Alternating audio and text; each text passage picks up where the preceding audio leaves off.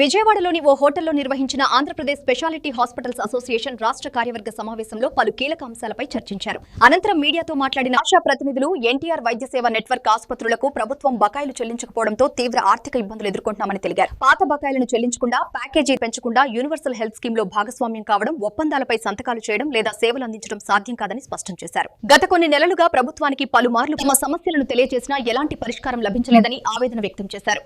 పాత బకాయిలను ఎప్పుడు ఎలా చెల్లిస్తారన్న విషయం కూడా స్పష్టత ఇవ్వకుండా ప్రభుత్వం యూనివర్సల్ హెల్త్ విక్రయించినా అటువంటి వారిపై చర్యలు తీసుకుంటామని హెచ్చరించారు. హాస్పిటల్ అసోసియేషన్ ఆశా తరఫున ఈరోజు రాష్ట్రం వ్యాప్తంగా మొత్తం అన్ని ఆసుపత్రుల అధిపతులు, ఎన్టీఆర్ వైద్య సేవలో పార్టిసిపేట్ చేస్తున్నటువంటి అన్ని ఆసుపత్రుల అధిపతులు ఈరోజు సమావేశం కావడం జరిగింది.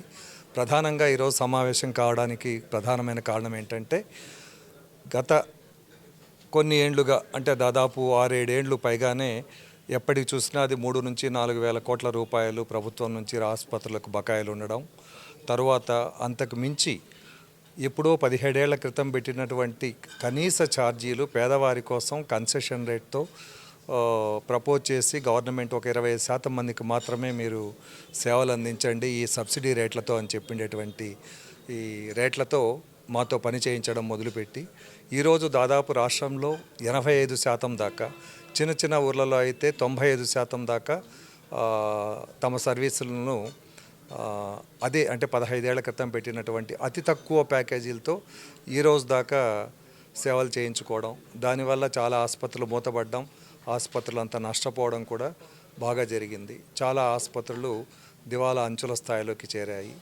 ఈ స్థితిలో మన రాష్ట్ర ప్రభుత్వం యూనివర్సల్ హెల్త్ పాలసీ అనేటువంటి మంచి పథకాన్ని ప్రవేశపెట్టాలనేటువంటి ఆలోచన చేయడం చాలా బాగుంది. అది అందరికీ మంచిదే, సమాజానికి కూడా చాలా మంచిది. కాకపోతే 17 ఏళ్ల క్రితము పెట్టినటువంటి ప్యాకేజీలతో ఈరోజు కూడా అదే రేట్లతో నాణ్యమైన సేవలు అందించడం అనేది అసాధ్యమైన పని. అది ఏ రకంగా కూడా సాధ్యం కాని పని.